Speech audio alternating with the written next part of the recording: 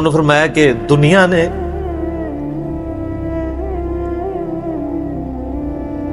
ہر بندے کے اوپر اپنا اثر چھوڑا ہے سوائے ابو عبیدہ ابن جراح کے. دنیا سے شکست نہیں دے سکی. دنیا سے مراد دنیا کی محبت. ہر بندے نے اپنا حصہ لے لیا. اس لیے آپ کو پتا ہے نا کہ حضرت عمر اپنے دور خلافت میں ابو عبیدہ ابن جراح کو بار بار خط لکھتے رہے کہ آپ ادھر آ جائیں، کیونکہ حضرت عمر چاہتے تھے کہ میں اپنے بعد ان کو خلیفہ نامزد کروں.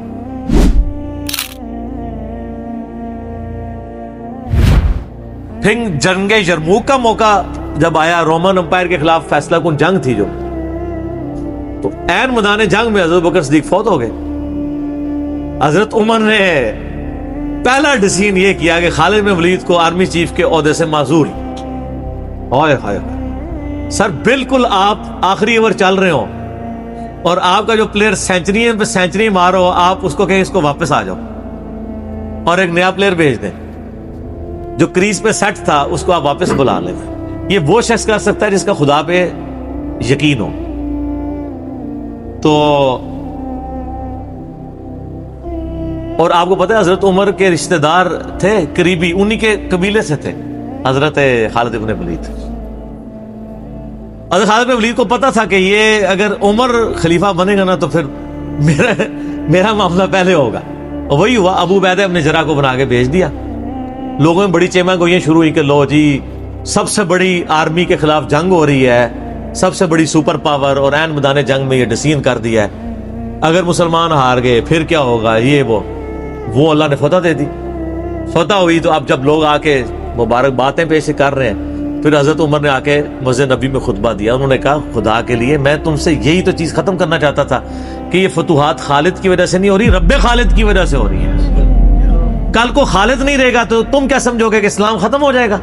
اسلام نے تو آگے چلنا ہے. ٹھیک ہے. پھر انہوں نے کہا میری دوسری حکمت یہ تھی کہ مجھے پتا ہے کہ اب یہ رومن امپائر مسلمانوں کے پاس آ جائے گی، بیت المقدس بھی فتح ہو گیا پھر بعد میں.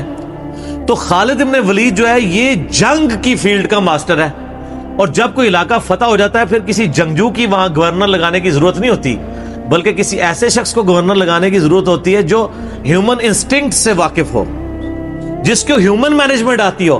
تو خالد تو ہمیشہ تلوار کے ساتھ ہی کھیلا ہے، اس کو ہیومن مینجمنٹ نہیں آتی. تو میں نے اس شخص کا انتخاب کیا ہے جس کو سب سے زیادہ رسول اللہ صلی اللہ علیہ وسلم کی صحبت کا شرف حاصل ہے. اور بخاری مسلم میں حدیث ہے کہ نبی علیہ السلام نے فرمایا کہ ہر نبی کے ساتھ ایک امین ہوتا ہے،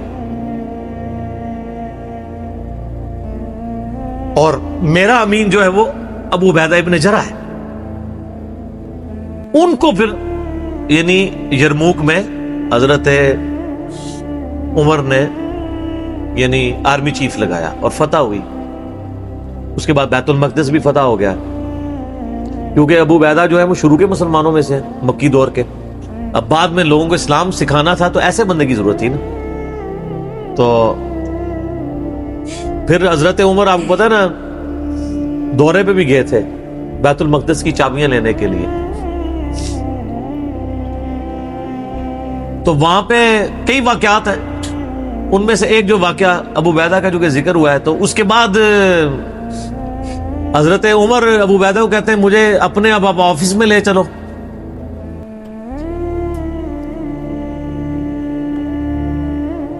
دنیا کی سب سے بڑی سپر پاور فتح کی ہو جس بندے نے، آپ سمجھیں کہ ایک بندے نے امریکہ فتح کیا ہے، کسی جنرل نے، واشنگٹن ڈی سی میں اس کا آفس تو ہونا چاہیے.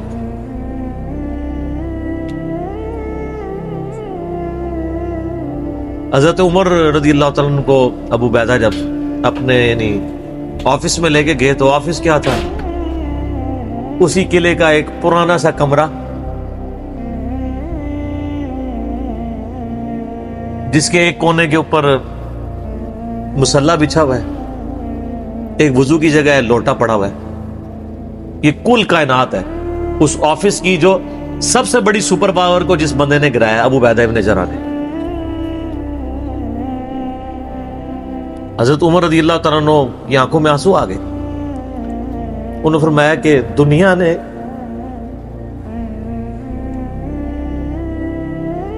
ہر بندے کے اوپر اپنا اثر چھوڑا ہے سوائے ابو عبیدہ ابن جراح کے. دنیا سے شکست نہیں دے سکی. دنیا سے مراد دنیا کی محبت. ہر بندے نے اپنا حصہ لے لیا. اس لیے آپ کو پتا ہے نا کہ حضرت عمر اپنے دور خلافت میں ابو عبیدہ بن جراح کو بار بار خط لکھتے رہے کہ آپ ادھر آ جائیں, کیونکہ حضرت عمر چاہتے تھے کہ میں اپنے بعد ان کو خلیفہ نامزد کروں, اس لیے کہ وہ امین الامت ہے. لیکن وہ پھر حضرت عمر کے دور میں طاعون کے مرض میں وبا جو پھیلی تھی شام میں, اس میں وہ پھر شہید ہو گئے. وہی ان کا پھر وہ قبر بن گئی. سر میرا سوال ہے کہ طاعون کا مرض آپ کو پتا ہے کہ کیا تھا؟ جسم پہ پورے پھوڑے نکلتے تھے کینسر کے.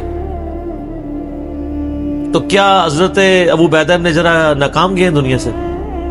کہتا ہے جی کوئی بندہ مرا تھا, بڑا نورانی چہرہ تھا, یہ تھا وہ تھا. ہر بندے نے اپنے بنائے ہیں. ایک بندہ پھوڑوں کی تکلیف سے مرا ہے, بخاری مسلم کی حدیث ہے, جو طاعون کے مرض میں مرا وہ شہید ہے. تو وہ مرے تو بستر مرگ پہ ہے لیکن شہید ہے. اور دوسری طرف خالد بن ولید آپ دیکھ لیں, سینکڑوں جنگوں میں حصہ لیا انہوں نے, کسی ایک جنگ میں شکست نہیں کھائی. حتیٰ کہ جو کافروں کی طرف سے بھی غزوہ احد لڑی ہے اس میں بھی ان کو شکست نہیں ہوئی. جسم پہ حضرت خالد بن ولید کہا کرتے تھے میرے جسم کا کوئی حصہ نہیں جس پہ برچھی یا نیزے یا تلوار کا نشان نہ ہو. ظاہر ہے اتنی جنگوں میں زخم لگ جاتے ہیں, لیکن میں بھی آج ایک بوڑھے اونٹ کی طرح بستر مرگ پہ مر رہا ہوں. میں نے سینکڑوں جنگوں میں اپنی موت کو تلاش کیا لیکن موت نہیں آئی. اس کا مطلب ہے موت جو ہے وہ اس پہ ڈیپینڈنٹ نہیں ہے کہ آپ میدان جنگ میں گئے ہوئے ہیں. ان کو موت میدان جنگ میں اس لیے نہیں آنی تھی کہ وہ اللہ کی تلوار تھے. اللہ کی تلوار تو نہیں ٹوٹ سکتی تھی. تو ان کا آج میں بھی بوڑھے اونٹ کی طرح بستر مرگ پہ مر رہا ہوں. صرف میں تمہیں یہ بتانا چاہ رہا ہوں کہ موت کا میدان جنگ سے کوئی تعلق نہیں. ویسے تو مسلم شریف میں حدیث ہے جو شخص شہادت کی تمنا کے ساتھ اپنے بسترے پہ بھی مرا اللہ تعالیٰ اسے شہید ہونے کا ثواب دے دے گا. ہمیں نیت کرنی چاہیے.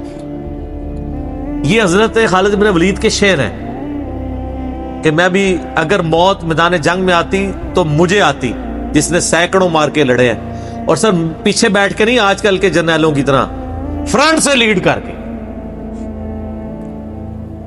تو یہ ان کے اشعار آج بھی ان کا جو قبر یا مزار بنا ہے اس کے ساتھ ایڈجسنٹ مسجد کی دیوار کے اوپر یہ شعر لکھے ہوئے ہیں. آپ یوٹیوب پہ جا کے دیکھیں تو آپ کو مل جائیں گے.